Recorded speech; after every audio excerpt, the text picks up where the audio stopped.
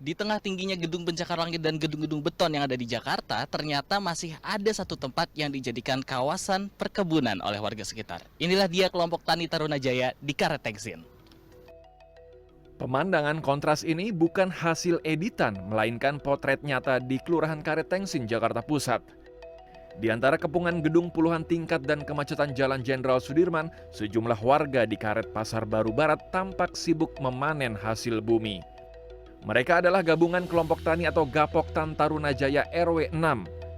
Sejak puluhan tahun lalu, kelompok tani ini mengubah lahan tidur milik pengembang menjadi lahan produktif yang menghijau. Menurut Sekretaris Kelompok Tani Tarunajaya sekaligus Ketua RT Aldi Fadli, inisiasi tersebut muncul saat melihat lahan milik pengembang mulai tumbuh rumput liar. Demi menghindari potensi munculnya ular dan hewan permukiman, warga meminta izin kepada pengembang untuk memanfaatkan lahan tersebut dijadikan perkebunan.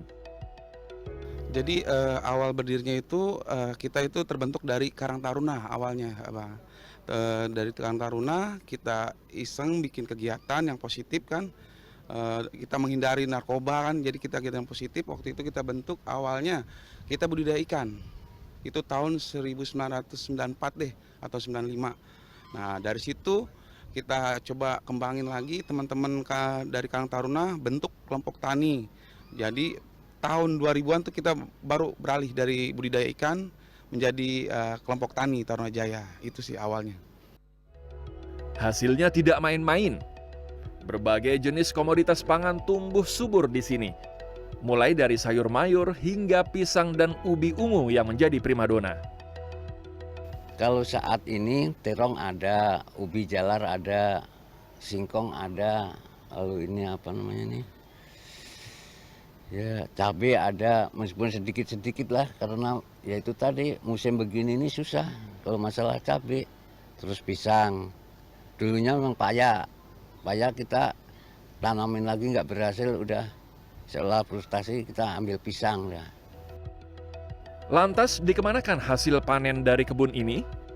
Ternyata sebagian hasil panen dinikmati bersama oleh warga sekitar. Sisanya baru dijual ke pasar tradisional dengan harga kompetitif. Ya, salah satu komoditi yang ditanam di kelompok Tani Tarunajaya di Karet Tengsin adalah salah satunya ubi-ubian. Nah, ini saya sedang bersama Pak Paryadi dan juga kelompok Tani Tarunajaya. Ini ubi apa, Pak? Ini ubi ungu ya, Kong ya? Ada, iya, ubi ungu segini sih. Tuh.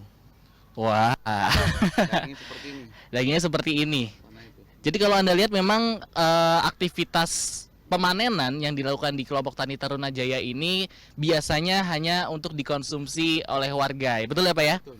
Tapi kalau misalkan ada sisa kemudian baru dijual ke warga sekitar di tingkat kelurahan atau bahkan di pasar tradisional.